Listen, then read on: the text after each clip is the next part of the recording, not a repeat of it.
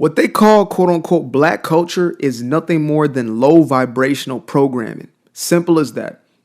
If you look at all of the elements of quote unquote black culture in America, it is all the lowest hanging fruit. It is the most degenerate, the most disgusting, the most perverted ideas that you could think of. And if you want an example, like just a very clear visual example, I wouldn't recommend doing it outside of strictly research purposes.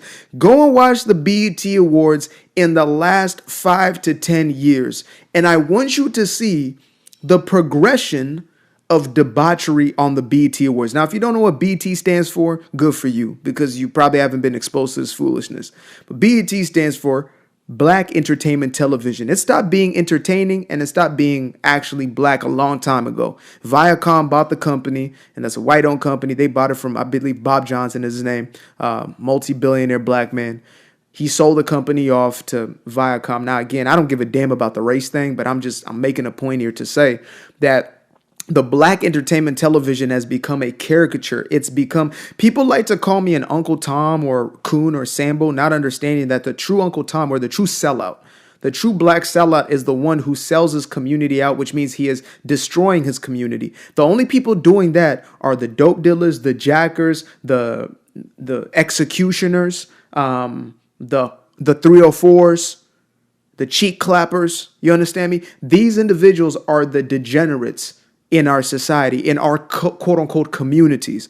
And when they push this culture, these are the people that they put at a pedestal. These are the people that they elevate. If you look at even politics, look at left-wing politics. Kamala Harris bought up Meg the Stallion, Cardi B, Beyonce, right? Some people say, well, Beyonce is a little classier. I'm sorry. Since Beyonce stretched over 40, for some reason, she has lost more clothes. It's like the older she got, the less that she dresses. I don't know what it is about that. Am I alone in that? Am I the only one who thought to myself, man, when she was like in her 20s, she was doing Destiny's Child. Yeah, maybe she was a little more shy or whatever. But I'm like, there was wholesomeness there. There was a decency. And then all of a sudden, we got almost booty butt naked Beyonce. What's going on? You're a mother of two now. What's going on? Maybe three. I don't even know. I don't keep up with it like that. But what I do know is that we're selling the degeneracy. We're selling the debauchery. Worse enough, Meg was up there actually twerking it. She was throwing it back on stage. We had Gorilla. Look, she seems real kind, like a good-hearted individual. But come on.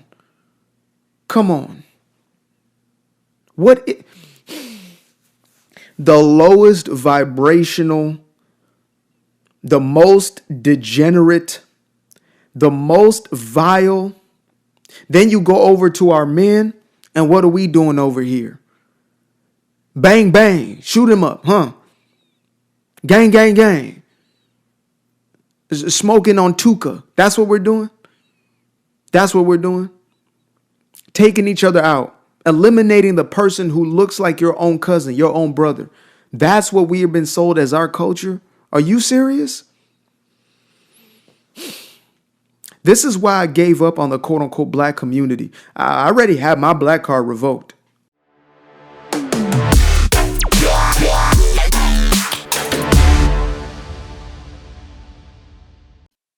I'm like that guy. My black card has been pulled a long time ago, especially when you start to think different than the others who want you to think just like them. When you become a free thinker, for some reason, you're like, Uncle Tom, Sambone, tap dancer, and they never want to listen to you. You ever try to debate another black person and you're winning the debate when you're asking like really good questions, or you're challenging their beliefs and you're coming out with facts? The first thing they'll say is, I don't want to talk anymore. I'm done. This is why we're failing in education completely, because we don't want to listen. We don't want to use this here. We dumb ourselves down all the time, and we don't try to grow mentally. We just seem to want to stay stagnant and fall for anything, because we will fall for anything. Okay. I mean, Democrats will tell you the sky is green, and black people will swear to God the sky is green. We fall for anything because we love that victim mentality. We love to believe that, the white man is holding us back. We're going, it's 2025. I think the first black arrived in the 1600s. When does it end? When does it end that, all this race and blaming the white man is going to help you to success?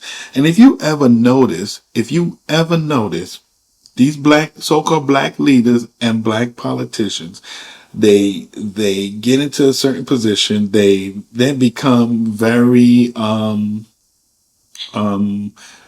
I guess I want to say well known for their growing and status, and they make a little bit of money. They get some money, and what's the first thing they do? They move. They move right next to the same people that they're complaining about. Look at them fat women for Black Lives Matter, the fat lesbian women.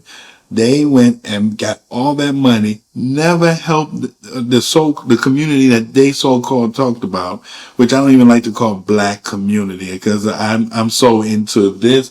This is the community right here. This is our community. There's no white community, black community, so let's stop all of that. However, Black Lives Matter, these roly-polies said that they were going to invest money back into the community, and they did no such thing. In fact, one of them bought like 3 mansions, like 'cause they got millions. They bought 3 mansions, and guess who's their neighbors? White people. The same people that they're sitting there dogging out, destroying. They're living right next door to them. So black people, I don't understand you guys. You just keep falling for it, and it's like you like it, and I don't get it. It's the saddest thing. There was a couple of hold on one second. There's a couple of topics that I wanted to cover. Some points, like for instance, the mindset of victimhood, which can prevent real progress, and I agree with that because when you sit down and you beat yourself every day, white man is preventing me from growing. White man is preventing me from getting a job. And you keep playing that victimhood. If you ever notice, you go nowhere. Your mind doesn't grow because every time you think about taking that step, the first thing you think of is the white man and how they're holding you back. And then you go into victimhood mentality and then there's no growth. And because so many blacks are doing that if you notice, a lot of us are failing, and that's why we are failing badly. We are failing miserably, especially in schools. Leaders that have misled black Americans. People like Al Sharpton and Roland Martin. Let me put it this way. Roland Martin only cares about his success. He want to be able to make sure his little crappy little network that he has is getting some of the shares that all these major media networks are getting, and he want a piece of the pie. He doesn't care about uplifting the community. He you won't see him out there because Roland Martin got money now. Roland Martin is living very well, and he lives, like I said, right next to white people. He doesn't live next to other blacks. Okay, he might have some blacks living next to him, but they are very established. They are well established. Okay, Roland Martin is not going to be living next to JoJo down the road, man. That's for a fact. But Roland Martin don't care, and I remember he pushed for Biden. Yeah, Biden is going to be blah blah this, and he already knew Biden was a racist, and Biden screwed the blacks over and over during his time in the Senate. But Roland Martin posted for Biden, and then when Biden went into office, He turned his back on them. And then you hear Roland Martin crying. Roland Martin does not care about the black community. He don't care about anything. He cares about himself. And he cares about how much money he's going to make. So please, these black leaders, these so-called black leaders are fake. Al Sharpton, they're fakes, okay? They don't go down to Chicago. They don't tell the truth. You know who's telling you the truth? People like Greg Foreman. Have you ever listened to a black conservative perspective? Listen to this young man. This man is in fact, because of him and the way he talks, and he no fear. This guy has no fear. It made me say, you know what? That's how I want to be, and this is why I'm doing this right now. Greg Foreman will tell you like it is, and he doesn't care how you feel or what you think about him. He's gonna say it, and he tells the truth. No fear. And this is why I love listening to him. In fact, some of my point is like when I want to talk about certain things, I listen to Greg Foreman, a black conservative perspective. And I listen to what he has to say because what he says makes sense. Very smart man, very intelligent, and he doesn't hold back, and he will tell it to you like it is. So I really appreciate listening to this man. Other people, I'm not sure what Candace Owen is doing right now. She's actually the one that helped made me walk away from the Democrat Party with her red pill videos. But right now she's like into, I don't know if she's like TMZ now or something. She's really talking about other stuff. I wish she would come back because I'm sorry. I know she probably feels like that she's a broken record because she continues to say what's going on within the black community, and we don't listen. In fact, we're still calling blacks called her white supremacists at one time, or Democrats. Like we are this. Like I swear to God, I don't know what's wrong with us. The Officer Tatum, this guy will tell it to you like it is, no fear. And sometimes listen to Charlie Kirk. Roland Martin likes to call him a racist, but Charlie Kirk speaks a lot of sense. So don't fall for these phony black leaders. They're all about getting money. They care about themselves and they don't care about anybody else. What actionable steps can be taken for towards empowerment? The first thing is clean up your act. These fathers, I know times are hard because black men are one of the poorest in America. However, I think that black men need to stand up, get together. Do you know these extreme feminist groups? They get together and they get the support. And then what happened is they go out and they get Washington and so forth to listen to them only because they get together. They're not afraid. Black men need to get together. Stop being afraid. Empower yourself so that you can speak out. Hard for us to get jobs because they're taking your driver's license away because of child support and other things. Coming out of prison, you're a felon. There's no second chance. There's no, and I'm not talking about those child predators and like serious serial killers. I'm talking about the people that fell under Joe Biden's 3 strikes and you're out. Joe Biden and Bill Clinton's 3 strikes and you're out. That crap. And others that got felony for maybe burglary or something like that. And now they want a second chance at life, the chance to still live, have a family, and do the right thing. Well, they can't get it because with that felony, it follows them all over the place. So now they're fighting to get a driver's license. They're fighting to get a passport. They're fighting to get anything. And the system is against them. This is why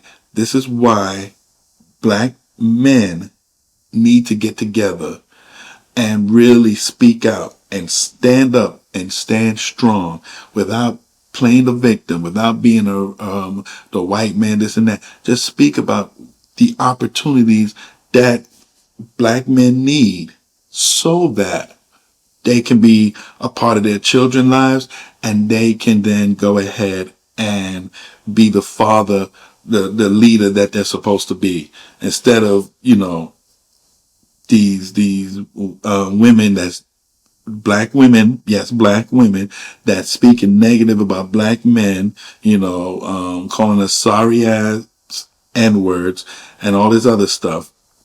We need to put a stop to this. Black men need to get together and stand strong. I know the population. So I talk about the population. That's serious. That's real because we have been stagnant at 13% for far too long, while every other race is growing in population. The whites haven't really, they're still up there, but the more that the Hispanics grow, because it started with the 1965 Immigration and Naturalization Act. Always remember that. The the Hispanic population started to grow, so the white population is decreasing, but and that's because of the birth rate. The Hispanics are having more babies. They're sneaking them in over the border with babies and so forth. Or they, once they get in here, they say, I gotta have a kid so I can be here. And then they have children and so forth. Asian Americans are growing rapidly, okay, but blacks are not, because we fell into this belief that and you know what? I did too. I remember asking a girl to have an abortion.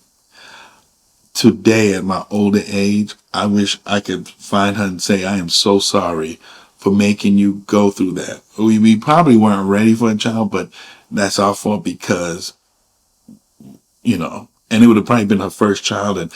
And I feel so bad when I learn about life now and I really got that education and I'm not thinking stupid. But, yeah, we fall into the belief that abortion is health care.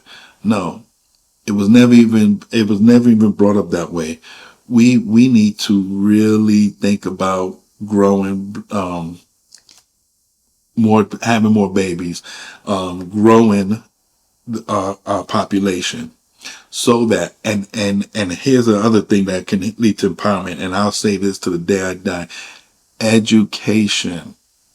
Don't listen to people when they say, "Oh, you don't need to get an education." I don't care, trade school or college, universities, or so forth. Get an education, because when you get an education, it builds your critical thinking, and you can start making great choices. You can start really thinking about the future. You can start observing your surroundings and realizing what's going on, instead of playing stupid like you don't know what's going on. And when you see JoJo down the road making a fool of himself, you think that's normal. That's black culture. No, that's destruction. Black culture today is destroying us.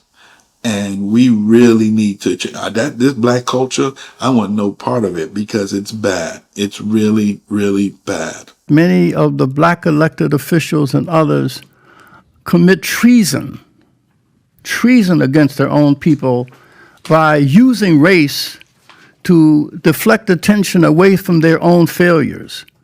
In Baltimore, when Freddie Gray was killed, that's when, to deflect attention away from why are blacks failing in school systems and in cities run by their own people for the past 50 years. If racism were the issue, then tell me, why are they failing? But the answer that they give is, well, the police are agents of white supremacy. There's always a racial deflection that prevents them from taking responsibility of why they are running their systems. But many of them are hypocrites because they don't live by the same rules. Eleanor Holmes Norton, Jesse Jackson Jr., all of them sent their children to private schools in Washington while opposing school choice for poor black people. That's something to think about. I think about Washington, D.C., St. Louis, Chicago.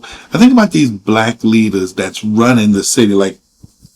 Like they're in a position where they can make a difference. And yet, for some reason, the blacks are doing worse in those cities than anywhere else. In liberal cities in general, blacks are doing bad. But in these particular cities where blacks are running the show, black mayor, black police chief, um, they're failing. They're failing. And it seems like they're doing, I don't know, they just can't make it. They just can't get over that hump. Reading below grade level, math below grade level. I mean, illiteracy. We're killing it in illiteracy, and we don't care. It seems like as soon as you tell a black person, I had a black kid tell me once, he wanted a job, and I said, I have a resume and so forth. He said to me, and this is no lie, he said to me, the white man prevented him from reading. Now this was 2019, 2020, maybe 2019. I told him to just get out of my face because there's no way, no white man prevented you from reading. You prevented yourself from reading. And it bothers me that that's the first thing we run to. The minute we challenge people, how come you can't read? Why are you slacking like this? And the first thing we do is we divert and go straight to racism, the white man. And it's out of control. And I blame these leaders, especially the ones that's in a position to make change. When I say make change, I'm talking about opportunities. If you talk about opportunities, then first thing you should do is number one, get more children to focus on education.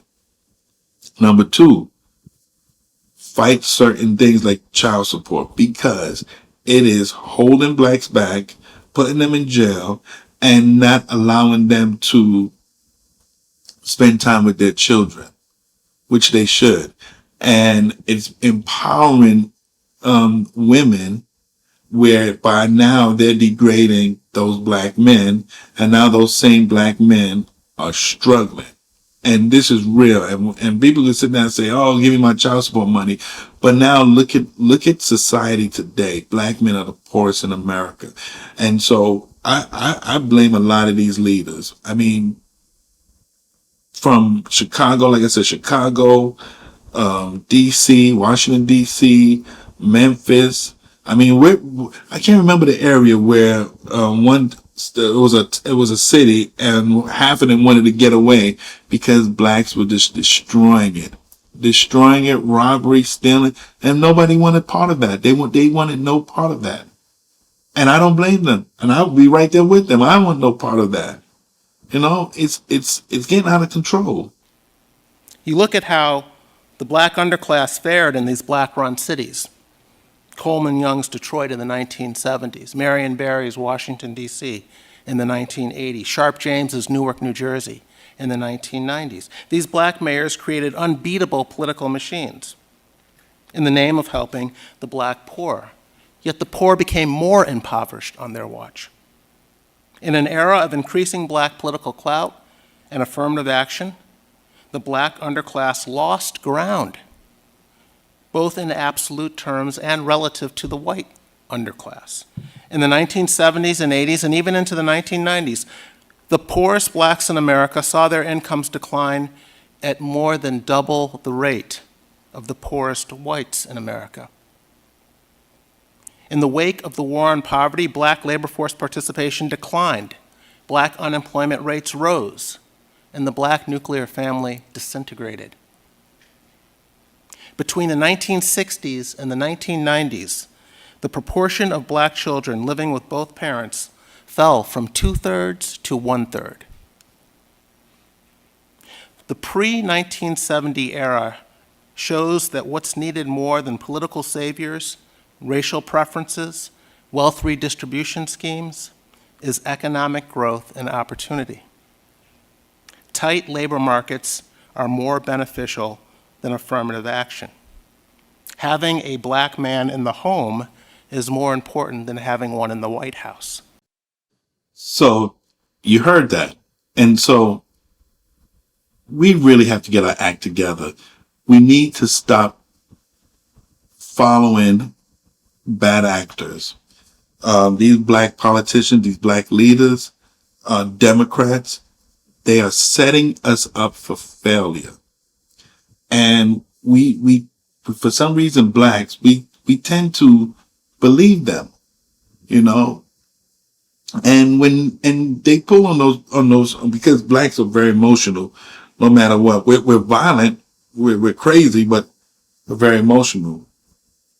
And we'll believe whatever is being said as long as we're the victims, so that when we go into our violent rage and start attacking people, kicking them in the face, doing all kind of violent nonsense, then we can resort back to, oh, because, you know, I'm black and this and that. And it's getting old, and it's getting tiring. And like I said, we need to get our act together and really stop all this nonsense.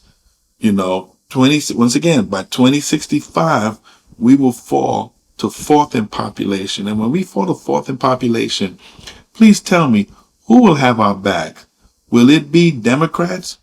Or will they then worry more about the Asian Americans?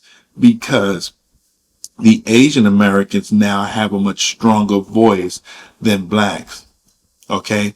And shame on those black people that's standing there and allowing these black leaders to go over to, like in LA and fight for illegal immigrants. Chicago, you got this mayor, Brandon Johnson, fighting for illegal immigrants, fighting for them to have the resources so that they can survive here in America, while people that's born here in America can't even get half the resources. Look at the ones that want to get like maybe disability or social security. They have to basically fight for their life just to get disability. And here you have illegal immigrants coming in and getting disability immediately. So we really need to get our act together. We have to. We need to call out those blacks that's acting fools, embarrassing themselves, being ignorant, violent. We need to call them out. If they have to go to jail, they need to go to jail. I'm sorry, but we have no room for this. It makes no sense that we would even accept something like this. So I say that we as black people, especially black men, get together and let's put a stop to this. Let's fight so that we can now progress and grow, and maybe stop sitting at 13% population all the time, and maybe we can start growing so we can start seeing 14, 15, 16%, because the Asian Americans are coming up there fast. And we're just sitting here because we're so dumb and stupid that we don't realize that we are being played. And we've been getting played since the Civil Rights Act of 1964 was passed. And since then, they've been making a fool out of us. Glad I got that off my chest. But please make sure that you like, subscribe, and share this video. Like I said, the more people that I can get is the more that I can then do other things like live chats where I can sit down and debate with people live on air and really get a chance to get into some good conversations.